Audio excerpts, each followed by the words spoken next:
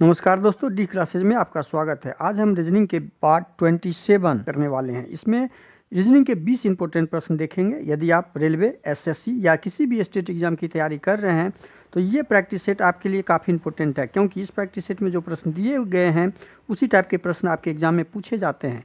अब आते हैं क्वेश्चन नंबर 1 पर। क्वेश्चन नंबर 1 करने से पहले आपसे रिक्वेस्ट है, वीडियो शुरू से तक जरूर देखिए। वीडियो अच्छा लगे तो लाइक और कमेंट कर दीजिए। चैनल पर नए आए हैं तो प्लीज़ चैनल सब्सक्राइब कर लीजिए। दोस्तों को अधिक से अधिक शेयर कर दीजिए। आप क्वेश्चन नंबर 1।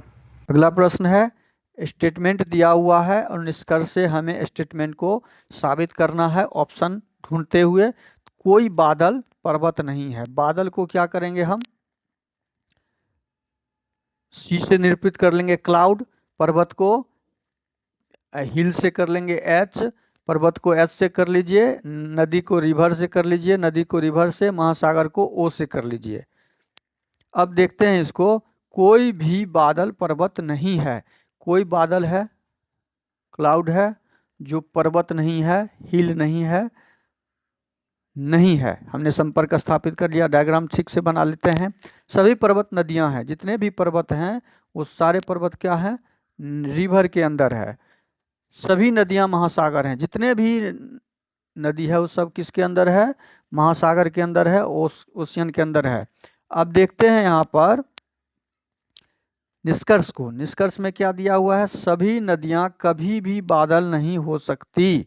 सभी नदियां कभी भी बादल नहीं हो सकती है। सभी नदियां कभी भी, ये देखिए बादल है और ये है रिवर, तो यहाँ तो सही दिया हुआ है। ये कभी भी बादल रिवर के साथ संपर्क में नहीं हो सकता है, तो ये स्थापित हो रहा है। तो निष्कर्ष 1 हमारा सही है। निष्कर्ष 2 देखते हैं। सभी पर्वत महासागर हैं। सभी पर्वत, देखिए सभी, यहाँ पे हिल है। हिल किसके अंदर है? हिल जो है आपका महासागर के अंदर है। किसके अंदर है? हिल महासागर के अंदर है। तो यह भी आपका निष्कर्ष सही है। तो हमारा दोनों निष्कर्ष सही है। तो दोनों निष्कर्ष ऑप्शन सी में दिया हुआ है। दोनों निष्कर्ष 1 और 2 अनुसरण करते हैं। अगला प्रश्न, a@b बराबर ए बी का पति है। अब देखिए ए के बाद ठीक बी दिया हुआ है। ये हमेशा ध्यान रखना है आपको बस, कि ए के बाद ठीक यहाँ भी और ए के बाद ठीक यहाँ भी बी दिया हुआ है। तो हम केवल इसके चिन्ह का रिलेशन को समझ के याद रखेंगे। @ का पति, हैज का माँ, @ का अर्थ बेटी और डॉलर का अर्थ भाई है। अब डायग्राम बनाएंगे। एम एंड एंड, एम और एंड का मतलब यहाँ पे क्या दिया हुआ था? बेटी। देखिए एन का मतलब बेटी है, एम एन की बेटी है। एम इसकी बेटी है, एम एन की बेटी है। तो एन की बेटी है तो माइनस का चिन्ह लगा दीजिए। अब यहाँ पे क्या दिया हुआ है? दूसरा दिया हुआ है एन @ ओ। @ का मतलब पति है। एन ओ की पति है। एन ओ की पति है। प्लस हो जाएगा, पति पत्नी में प्लस माइनस का चिन्ह लगा दीजिए और बराबर का, तो समझ में आएगा कि आपका ये हस्बैंड वाइफ का मार्किंग है। अब तीसरा क्या दिया हुआ है आपका? O H P. हैच का मतलब क्या दिया हुआ? माँ। तो ओ एच पी का मतलब होता है ओ पी की माँ है। किसकी माँ है? ओ कोई पी है, पी की माँ है। माँ का चित्र लगा दिए। अब यहाँ पे देखिए तीसरा अगला क्या दिया हुआ है? $Q। डॉलर का मतलब यहाँ पे दिया हुआ है भाई। पी क्यू का भाई है। क्यू का भाई है पी। डायग्राम पूरा कंप्लीट। अब हमें ढूंढना क्या था? पी का एम से संबंध। हमें ढूंढना था पी का एम से संबंध। एम का पी कौन लगेगा? तो एम का पी, ये तो देख रहे हैं ये दोनों माता पिता है, तो दोनों का ये संतान है, ये भी संतान है, तो भाई बहन ही ना लगेगा। ये भाई है तो बहन है, भाई बहन लगेगा, मतलब ये भाई लगेगा। एम बहन है तो ये इसके बारे में पूछा गया पी के बारे में, तो पी कौन हो जाएगा? भाई, जो ऑप्शन डी में दिया हुआ है। ऑप्शन डी हमारा सही हो जाएगा। अगला प्रश्न, ए का अर्थ क्या दिया हुआ है? भाग, बी का अर्थ गुना, सी का अर्थ जोड़, डी का अर्थ घटाओ। तो ए के जगह हम क्या डाल देंगे? भाग डाल देंगे। सी के जगह क्या दिया हुआ है? जोड़, तो सी के जगह जोड़। बी के जगह क्या दिया हुआ है? तो गुना दिया हुआ गुना डाल देंगे, डी की जगह घटाओ। अब इसको सॉल्व करेंगे, 222 में 2 से भाग लगाएंगे तो 111, जोड़ 7 या 21 घटे 11। अब इसको सॉल्व कीजिए, 100 में 21 घट जाएगा तो हमारा कितना आएगा, 111 में 11 चला गया तो 100, और उसमें से 21 घटा लेंगे हम, तो हमारा आंसर कितना आ जाएगा, हमारा आंसर 121 आ जाएगा, 121 आएगा हमारा आंसर, जो ऑप्शन बी में दिया हुआ, ऑप्शन बी हमारा सही हो जाएगा। अगला प्रश्न है, दर्पण mn जाने पर आकृति का दर्पण में प्रतिबिंब सही क्या बनेगा वो ढूंढना है। अब देखिए, जब ये पहले तो ये तीर का निशान हमें किधर होना चाहिए, ठीक इसके विपरीत होना चाहिए, ऐसा हो जाएगा ये तीर का निशान। अब तीर का निशान ऐसा हो जाएगा तो ऑप्शन ए में दिख रहा है तीर का निशान, लेकिन ठीक उल्टा हो जाएगा, ये P यहाँ पे उल्टा हो जाएगा, P यहाँ पे दूर में था तो P यहाँ पे दूर में हो जाएगा। तो यहाँ पे तीर के निशान के पास ही P था तो यहाँ L दिया हुआ है, तो ऑप्शन ए तो कट कर दीजिए। ऑप्शन बी में भी कट कर दीजिए क्योंकि तीर का निशान आपका ज्यों का त्यों दे दिया है। ऑप्शन सी, ऑप्शन डी, ये सी और डी में देखते हैं क्या हमारा सही होगा। तो P दूर में था, L नज़दीक में होगा तो L नज़दीक में आना चाहिए, और वो भी उल्टा होगा तो L यहाँ उल्टा है, L यहाँ उल्टा है, L के बाद I है, I है यहाँ पर, ऑप्शन डी में भी I है। उसके बाद C है, C यहाँ पे देखिए सीधा डाल दिया है, और C जब सीधा डाल दिया तो ऑप्शन C भी कट हो जाएगा, हमारा ऑप्शन डी बचा, ऑप्शन डी सही हो जाएगा। अगला प्रश्न है, विकल्पों में दी गई आकृति को पहचानिए और प्रश्नवाचक चिन्ह के स्थान के ऊपर क्या आएगा श्रृंखला तार्किक रूप से पूरी हो जाए। अब देखिए तार्किक, यहाँ तर्क क्या लगा हुआ है, यहाँ तक तीर का निशान लगा हुआ है, एक दायां तरफ तो एक बायां तरफ, यहाँ एक संख्या बढ़ गया, दायां बायां फिर दायां, यहाँ एक और बढ़ गया, दायां बायां दायां बायां, यहाँ फिर एक बढ़ जाएगा, और जो दाहिना तरफ की दिशा की तरफ होगा, दाहिना बायां दाहिना बायां और फिर दाहिना, इसमें 5 आकृति हो जाएगी। 5 आकृति किस में है, इसमें 4 है, ऑप्शन सी संभव नहीं है। ऑप्शन ए में 2 2 4 एक 5 आकृति है, ऑप्शन डी में 5 आकृति तो है लेकिन सारा तीर का निशान एक ही दिशा में है, और यहाँ पे देखिए तीर का निशान 2 एक साइड में 2 एक साइड में दे दिया, तो ऑप्शन बी भी नहीं होगा। अब हम देखेंगे ऑप्शन ए बचा, ऑप्शन ए हमारा सही हो जाएगा।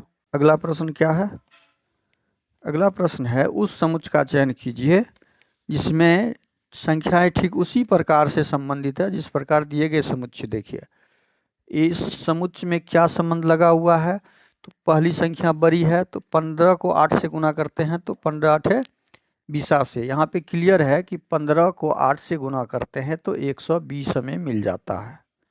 मतलब दूसरी संख्या को तीसरी संख्या से गुना करेंगे तो तीसरी संख्या हमें प्राप्त हो गया। क्या यही है? 24 को 6 से गुना कीजिए, 24 गुने 6 तो 144 हमें मिल जा रहा है। तो हमने पैटर्न ढूंढ लिया। पैटर्न ढूंढने के बाद हम यहाँ पे ढूंढेंगे कि 22 और 6 को गुना करेंगे, 22 और 6 को गुना करेंगे तो 134 होगा नहीं, क्योंकि 6 को 6 दूनी 12 इकाई स्थान पे 2 आना चाहिए, 6 चौकी 24 इकाई स्थान पे 4 आना चाहिए, तो ऑप्शन बी भी नहीं होगा। 5 तिया 15 और 5 दूनी 10, ऑप्शन सी हमारा सही हो जाएगा। अगला प्रश्न है, निम्नलिखित अक्षर समूह श्रृंखला को पूरा करने के लिए प्रश्न चिन्ह के स्थान पे क्या आएगा। देखिए ये बड़ी संख्या होती गई है, फिर बड़ी के बाद छोटी, फिर बड़ी, फिर बड़ी, फिर छोटी, तो ये इसका मतलब है इसमें कोई ना कोई जिगजैग पैटर्न लगा हुआ है, जिसको धड़कन पैटर्न भी बोलते हैं। हम क्या बोलते हैं? धड़कन पैटर्न भी बोलते हैं। तो इसको हम क्या देखेंगे? एकांतर देखेंगे। 86 में कितना जोड़े हैं जो 105 हुआ है? 86 5 15 में 9 19 जोड़े हैं, तो 105 में कितना जोड़े हैं? 124 हुआ है, 19 का ही जोड़ है यहाँ पे। 119 में कितना जोड़े हैं? तो 19, 124 में 19 जोड़े हैं तो 143 में कितना जोड़ेंगे? 119 जोड़ देंगे, हमारा आंसर आ जाएगा 9 3 12 4 1 5 6 162, जो ऑप्शन बी में दिया हुआ है। ये एकांतर धड़कन पैटर्न भी बोलते हैं इसको। अगला प्रश्न है, उस विकल्प का चयन कीजिए जिसमें दी गई आकृति निहित है, घुमाने की अनुमति नहीं है। यह आकृति हमें कहाँ दिख रहा है उसे ज्ञात करना है। तो यह आकृति हमें इसमें तो कहीं नहीं दिख रहा है। इस देखिए तीर का निशान यहाँ पे है भी तो नीचे है, तो ऑप्शन ए तो यहाँ से ही हट जाएगा। ऑप्शन बी में देखते हैं, ये यहाँ पे दिख रहा है। देखिए यह आकृति हमें यहाँ पे दिख रहा है, तो ऑप्शन बी हमारा सही हो जाएगा। ऑप्शन सी में उल्टा है, सी एलिमिनेट कर दीजिए। इस तरह के ऑप्शन को जल्द जल्द एलिमिनेट कर दीजिए। यहाँ पे कहीं नहीं दिख रहा है ये आकृति, तो ऑप्शन डी भी नहीं होगा और जो बचेगा वो हमारा आंसर हो जाएगा। अगला प्रश्न, यदि प्लस को भाग को प्लस, गुना को जोड़, जो गुना को घटाओ या घटाव को गुना कर देते हैं तो क्या होता है। अब परिवर्तन कीजिए, घटाव को क्या बोला है गुना, और गुना को क्या घटाव कर दीजिए, भाग को जोड़ कर दीजिए, जोड़ को भाग कर दीजिए। अब इसको सॉल्व करते हैं। 36 गुना 42, 36 को 42 से गुना करेंगे, 36 को 42 से गुना करेंगे तो 1512, जोड़ 13 दूनी 26, 2 घटे 14। अब 1512 में 1502 जोड़ेंगे, 1512 में 2 जोड़ेंगे 14 माइनस 14, तो हमारा आंसर क्या आ जाएगा 1500, जो कहाँ पर दिया हुआ है ऑप्शन बी में दिया हुआ है। ये देखिए गणितीय संक्रियाएं करते हुए बॉडमास का रूल लगा के आप इसको सॉल्व कर सकते हैं बहुत कम समय में। अगला प्रश्न है, उस शब्द युग्म का चयन कीजिए जो नीचे दिए गए शब्द युग्म के व्यक्त किए गए समान संबंध का सबसे अच्छा निरूपण नहीं करता है। निरूपण नहीं करता है वो ढूंढना है। तो चतुर और बुद्धिमान, ये क्या है, समानार्थी है, समानार्थी शब्द है। और हमें प्रश्न में बोला गया है समानार्थी वाला शब्द का जोड़ा नहीं ढूंढना है। तो उत्तरदायी और जवाबदेह समानार्थी है, तो ये ऑप्शन नहीं होगा। विनम्र और नर्म समानार्थी है। फुर्तीला और सुस्त ये ठीक उल्टा है, विपरीत है, ये उल्टा शब्द है। तो हमारा ऑप्शन C3 जो होगा वो सही हो जाएगा, ऑप्शन सी इस प्रश्न का। अगला प्रश्न है, नीचे दर्शाए गए अनुसार कागज को मोड़कर एक काटा गया है और खोलने पर यह कैसा दिखाई देगा। तो ये दर्पण, जब भी कागज को खोलेंगे हम, या तो नीचे खोलेंगे तो जल प्रतिबिंब, दायां खोलेंगे तो दर्पण प्रतिबिंब बनेगा। तो जल प्रतिबिंब बनेगा तो ये क्या हो जाएगा, यहाँ पे त्रिभुज का निशान यहाँ पे आ जाएगा और दोनों कॉर्नर में ये ज्यों का त्यों आ जाएगा। तो इस प्रकार की आकृति कहाँ पे दिख रहा है, तो हमें ऑप्शन बी में दिख रहा है। ये देखिए ऑप्शन बी। ऑप्शन ए तो कहीं ये साइड में दे दिया है, एलिमिनेट कर दीजिए। ये दोनों एक ही जगह दिया हुआ है, लेकिन ये दोनों जीरो जो है एक जगह डाल दिया, तो ये भी नहीं होगा, ऑप्शन सी भी नहीं होगा। इसमें तो एक ही चित्र है त्रिभुज का, तो ऑप्शन डी भी नहीं होगा। बच्चा हमारा ऑप्शन बी सही हो जाएगा। अगला प्रश्न, 19 फरवरी 2014 को बुधवार था, 19 फरवरी 2022 को सेम डेट सेम मंथ है, तो 19 फरवरी 2014 और 19 फरवरी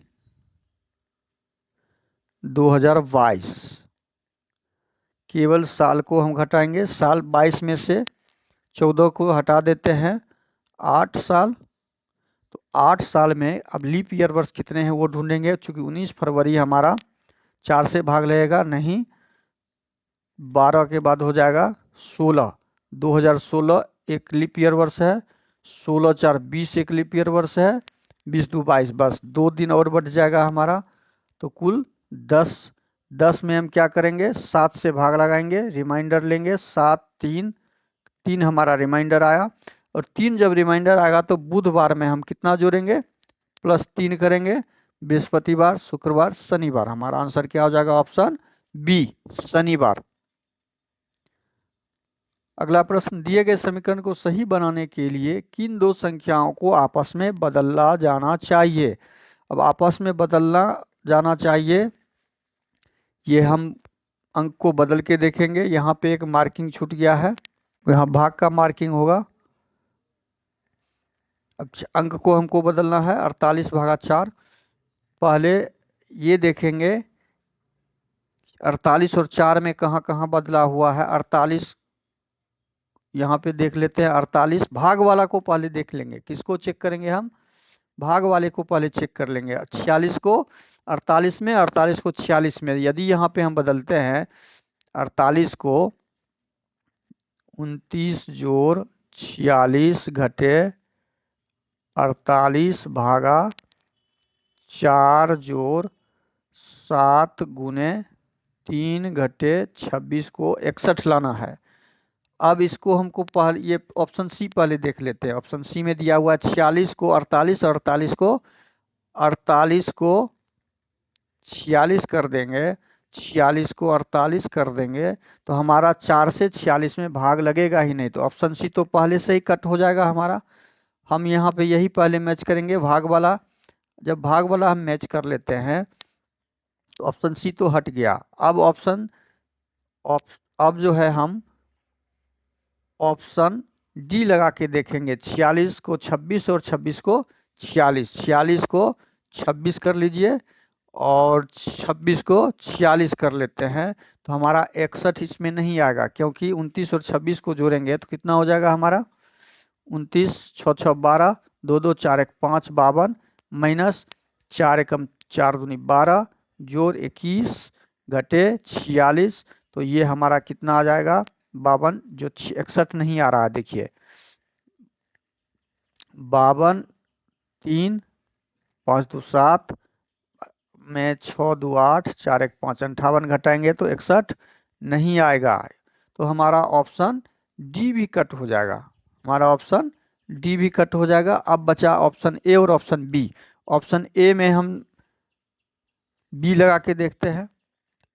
4 को 3 और 3 को 4, 4 को यहाँ पे इसको हल कर लेते हैं। 4 को 3 कर दीजिए, 3 को 4 करके देखते हैं। तो अब यहाँ पे क्या आया 29 46 9 6 15 4 2 6 1 7 75 घटे 3 एकम 3 6 18 16 जोड़ 7 चौके 28 घटे 26, ये हमारा 61 आ रहा है। तो हमारा ऑप्शन बी क्या हो जाएगा, सही हो जाएगा। अगला प्रश्न है, उस विकल्प का चयन कीजिए जिसमें दी गई आकृति सन्निहित है, घुमाने की अनुमति नहीं है, घूर्णन की अनुमति नहीं है।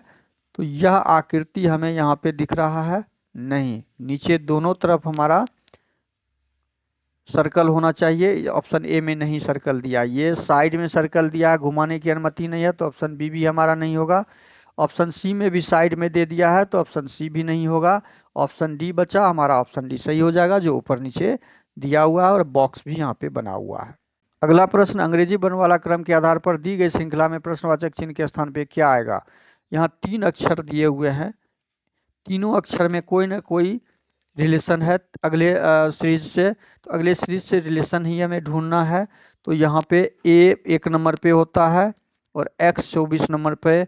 तो आगे जब जाएंगे हम, पीछे गया है यहाँ पर माइनस किया है तो 26 25 24 पे आया है, तो -3 किया है। देखिए -3, 24 से -3 किए 21, 21 से -3 किए तो 18 और 18 से 3 माइनस करेंगे तो 15, 15 हमारा क्या होता है ओ से शुरू होने वाला। तो ओ से यहाँ पे ऑप्शन में एक ही है, बाकी हम चेक नहीं करेंगे एग्जाम में, आगे बढ़ जाएंगे। ऑप्शन सी हमारा सही हो जाएगा। अगला प्रश्न, अंग्रेजी वर्णमाला क्रम के आधार पर दी गई श्रृंखला में प्रश्नवाचक चिन्ह के स्थान पे क्या आएगा वो ज्ञात करना है। देखिए यहाँ भी प्रश्नवाचक चिन्ह के स्थान पे क्या है, तो यहाँ भी 3 अक्षर हैं, 3 अक्षर हैं तो हम जे 10 नंबर पे होता है उसको एल 12 पे होता है तो +2 हुआ है, 12 से 14 हुआ है तो +2 हुआ है, तो 14 से क्या हो जाएगा +2 16, पी पहला अक्षर क्या हो जाएगा पी, पहला अक्षर पी, तो ऑप्शन ए और ऑप्शन डी हमारा यहाँ से कट हो जाएगा। अब यहाँ पे देखते हैं 16 से 18 +2, 18 से 20, पहला अक्षर में +2 का पैटर्न था। अब दूसरा में हम मैच करेंगे, 11 से आए 8 पर माइनस हुआ है, 8 3 11, 8 से 5 पर आए तो यहाँ भी -3 हुआ है, तो 5 से -3 करेंगे तो 2 मतलब बी, दूसरा लेटर हमारा क्या हो जाएगा पी बी, पी और बी से शुरू होने वाला ऑप्शन सी दिख रहा है, तो ऑप्शन सी हमारा सही हो जाएगा। अगला प्रश्न है, एक निश्चित तर्क का अनुसरण करते हुए 242 का संबंध 22 से है, 385 का संबंध 35 से है, तो 572 का संबंध किसके साथ होगा।